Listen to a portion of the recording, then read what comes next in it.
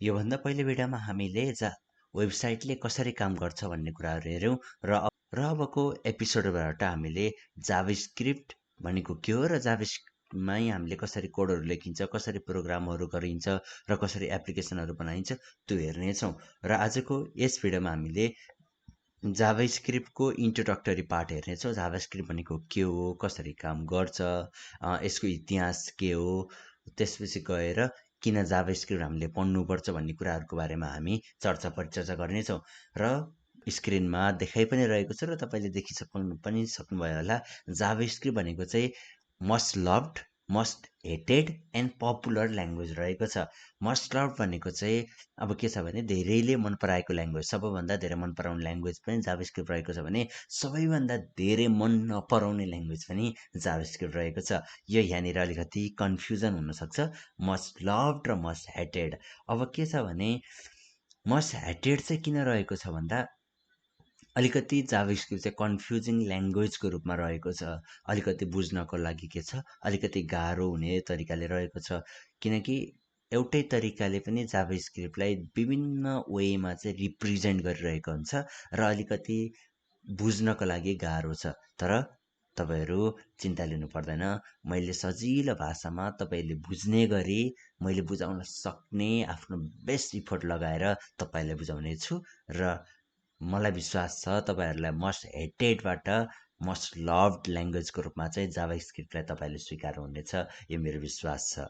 र त्यसका लागि तपाईँहरूले के गर्नुपर्छ, यो कोड रेस्टको युट्युब च्यानललाई लाइक र सब्सक्राइब गर्नुपर्नेछ, ताकि तपाईँहरूले गर्दा मलाई पनि एउटा मोटिभेसन मिलोस् र मैले पनि तपाईँहरूलाई राम्रो तरिकाले सहज भाषामा बुझ्ने गरी मैले तपाईँहरूको लागि भिडियो लिएर आउन सकौँ। र अर्को के रहेको छ, एन्ड पपुलर ल्याङ्ग्वेज, वर्ल्डको जति पनि वेबसाइटहरू रहेको छ त्यसको 95% भन्दा माथिका वेबसाइटहरूमा जाभास्क्रिप्ट रन छ, जाभास्क्रिप्ट इन्क्लुड छ र यसले गर्दा के भइरहेको छ, जाभास्क्रिप्ट वर्ल्डकै पपुलर ल्याङ्ग्वेजको टप लिस्टमा रहेको छ।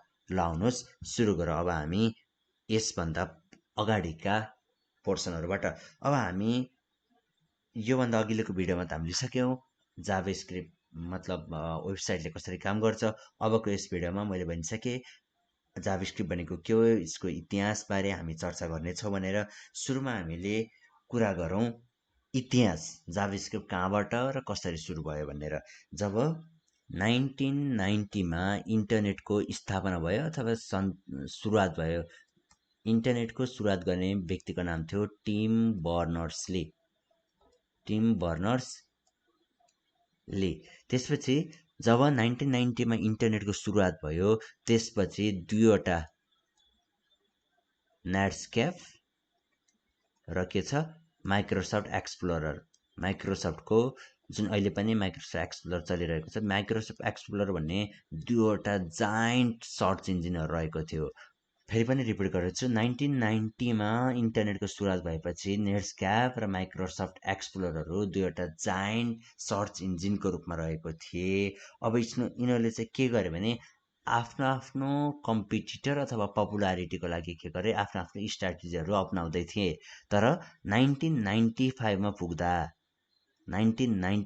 पुग्दा नेटस्केपले के गर्यो, एकजना व्यक्तिलाई हायर गर्यो जसको नाम थियो ब्रान्डन इच भन्छ, ब्रान्डन इच। 1995मा जाँदा नेटस्केपले के गर्यो, ब्रान्डन इचलाई हायर गर्यो केका लागि, एउटा स्क्रिप्टिङ ल्याङ्ग्वेज बनाउनको लागि।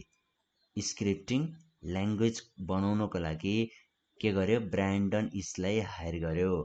अब स्क्रिप्टिङ ल्याङ्ग्वेज चाहिँ 10 दिनमा एउटा स्क्रिप्टिङ प्रोग्रामिङ ल्याङ्ग्वेज तयार पार्नु थियो। 10 दिनमा ब्रान्डन इचलाई त्यसका लागि हायर गर्यो र ब्रान्डन इचले उक्त 10 दिनमा काम सके र एउटा स्क्रिप्टिङ ल्याङ्ग्वेज तयार पारे जसको नाम थियो मोचा, MOCHA, मोचा।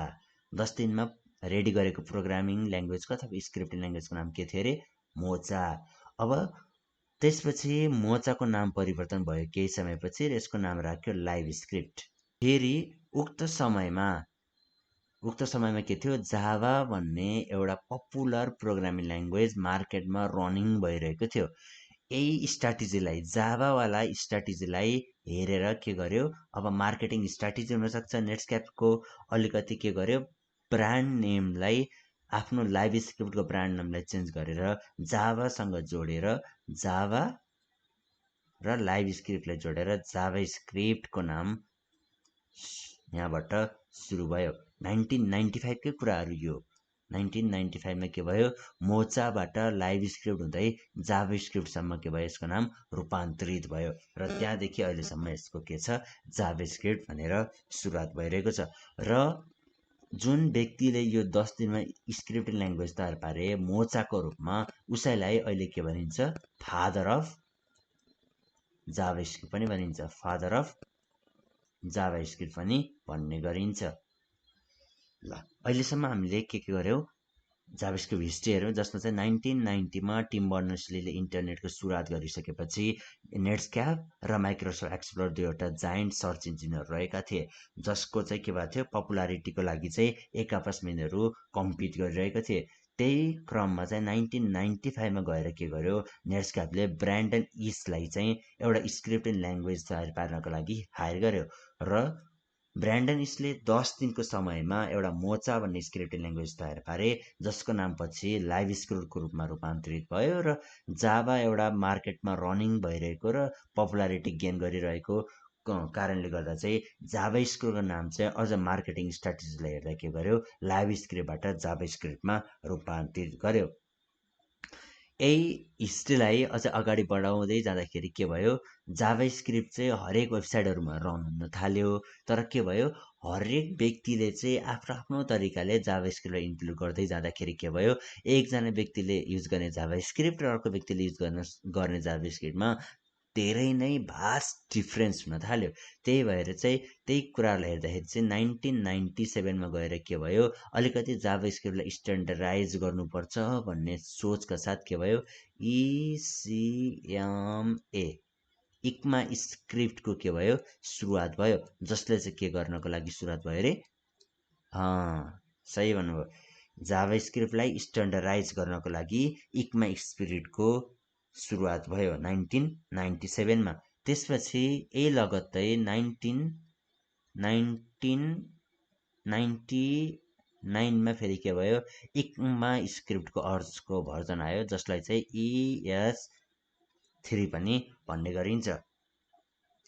यस लगत्तै फेरि के भयो, 2009 मा गएर हेर्नु है, 2009 मा गएर के भयो, ES5 को सुरुवात भयो, ES5 को के भयो, रिलिज भयो र अन्तिम फेरि 2015 मा पुग्दा के भयो, ES6 और ES6+ को रिलिज भयो र यहाँबाट अहिले पनि के भइरहेको छ, ES6+ रनिङ नै छ र अब यसपछि अर्को अपडेट कहिले आउनेछ अब हेर्न लायक हुनेछ र अब मेजर चेन्जेसहरू के हुनेछ, सायद अब यो भिडियो बनाउँदै गर्ने क्रममा पनि आउन सक्ने सम्भावना रहेको छ। हेरौँ, यदि केही अपडेटहरू आयो भने त्यो त म तपाईँहरूलाई जानकारी गराइ नै रहन्छु। त्यसको लागि तपाईँहरूले बस के गर्नु पर्यो, यो च्यानललाई सब्सक्राइब गरेर बेल नोटिफिकेसन अन गर्नु, ताकि नयाँ नयाँ अपडेटहरूको लागि चाहिँ तपाईँहरू स्टे अन रहनुहोला। ल यसको हिस्ट्री चाहिँ यति नै रहेको छ। 1990 बाट सुरु भएको इतिहास अहिले 2022 सम्म के छ, जाभा स्क्रिप्ट रनिङ छ र अहिलेसम्म वर्ल्डको सबैभन्दा मोस्ट पपुलर ल्याङ्ग्वेजको रूपमा चाहिँ स्ट्यान्ड बाई नै रहेको छ र अबको भोलिका दिनमा पनि के छ, जाभा स्क्रिप्ट मोस्ट पपुलर ल्याङ्ग्वेज नै रहनेछ। यो विश्वास तपाईँले लेख्नको लागि मैले अनुरोध पनि गरेँ र यो नै थियो हिस्ट्री। अबको सेक्सनमा चाहिँ हामी के गर्नेछौँ, अबको सेक्सनमा चाहिँ हामीले अब जाभा स्क्रिप्ट भनेको के हो त्यसमा हेर्नेछौँ। जाभा स्क्रिप्ट भनेको एउटा क्लाइन्ट साइड हो, क्लाइन्ट साइड स्क्रिप्टिङ ल्याङ्ग्वेज रहेको छ। अब क्लाइन्ट साइड भनेको के हो भन्दाखेरि चाहिँ जुन अगाडिको भिडियोमा हामीले कुरा गरेको थियो, एउटा युजरलाई के पनि भन्छ भनेको थिएँ मैले, क्लाइन्ट पनि भन्छ भनेको थिएँ।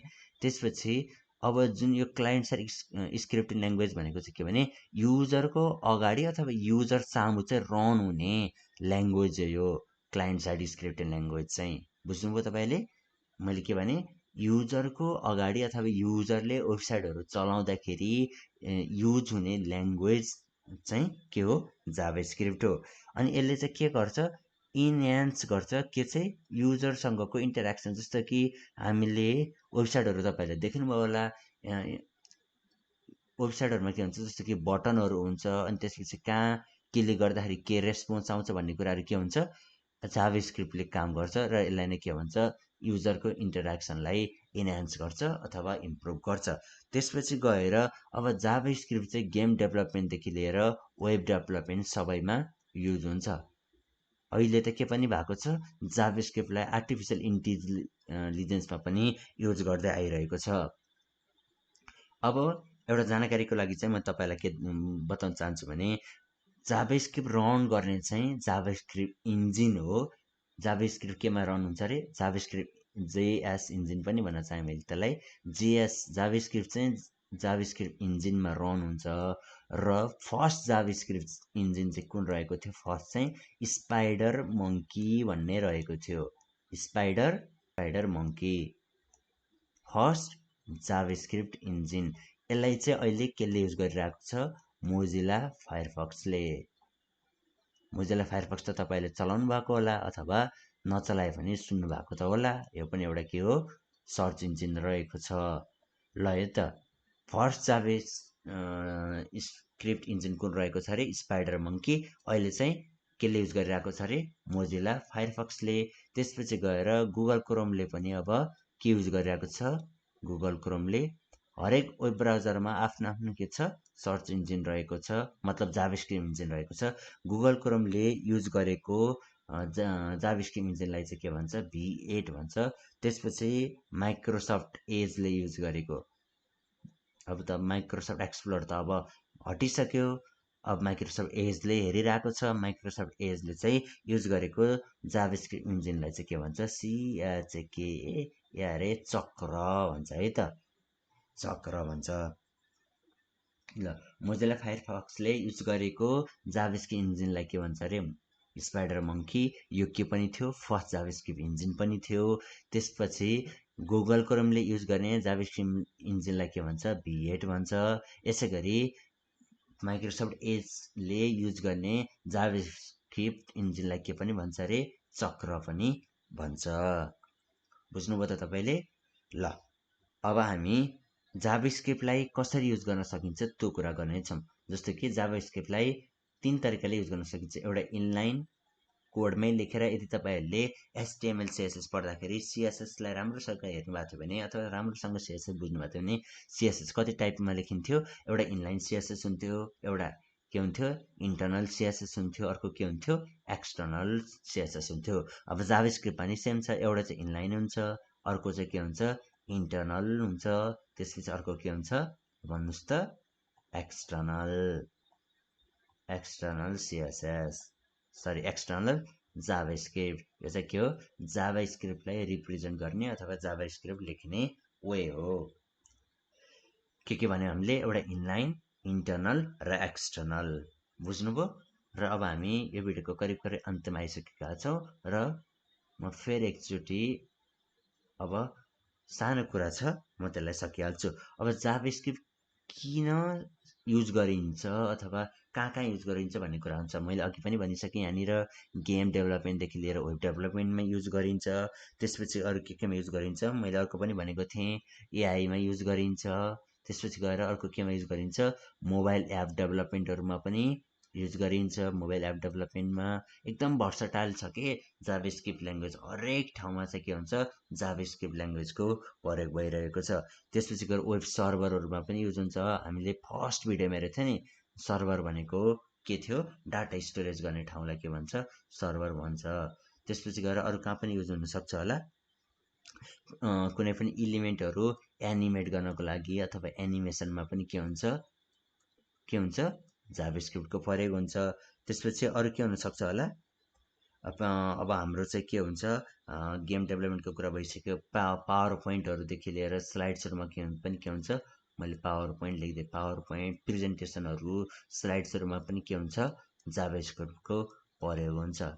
यो चाहिँ के हो, युज। ल अब हामी अन्तिममा छौँ, वाइ जाभास्क्रिप्ट के। अब हामीले चाहिँ किन जाभास्क्रिप्ट पढ्ने त? अब यतिका धेरै कुरा गरिसकेपछि त अब तपाईँहरूलाई चाहिँ भित्रैदेखि अलिकति ल यो त राम्रो रहेछ कि पढ्नुपर्छ होला भन्ने त फिल भइसक्यो होला। तैपनि म फेरि पनि भनिदिन्छु, अब हामीले चाहिँ किन जाभास्क्रिप्ट पढ्नुपर्छ भन्दाखेरि एउटा मोस्ट पपुलर ल्याङ्ग्वेज हो ओल्डको के हो अरे, मोस्ट पपुलर ल्याङ्ग्वेज हो, मोस्ट पपुलर ल्याङ्ग्वेज।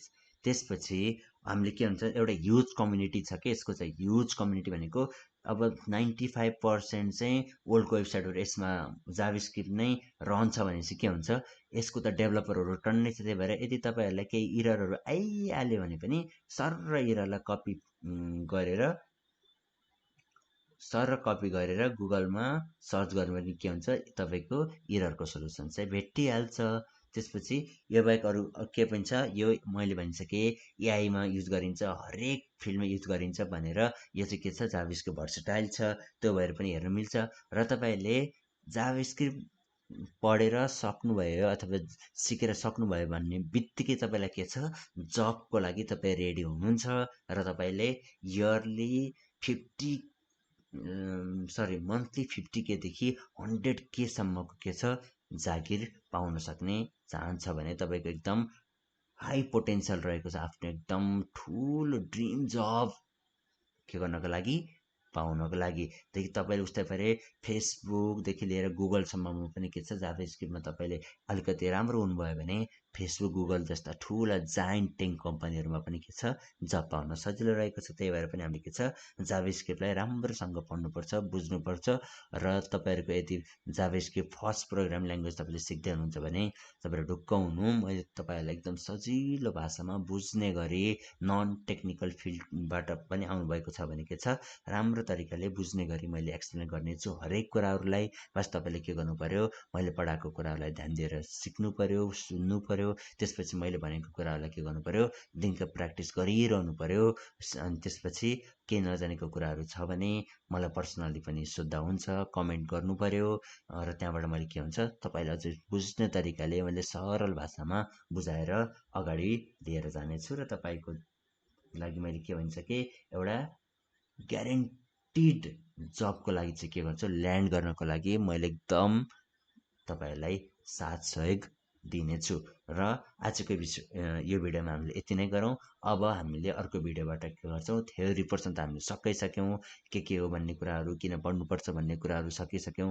अब अर्को भिडियोमा हामीले के गर्छौँ, जाभास्क्रिप्टले कसरी काम गर्छ भन्ने कुरा हेर्छौँ। त्यसपछिको अर्को भिडियोमा हामी सिधै गएर कोडहरू हान्न थाल्छौँ, हरेक कन्सेप्टहरूलाई बुझाएर।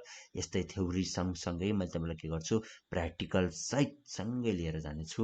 र यो भिडियो तपाईँलाई कस्तो लाग्यो कमेन्ट गर्न नभुल्नु होला, र मन पर्यो भने लाइक र सेयर गरिदिनु होला भन्दै अर्को भिडियोमा भेट्ने पुनः बाचासहित आज यो भिडियोबाट म बिताउन चाहन्छु। Stay safe, take care, bye by.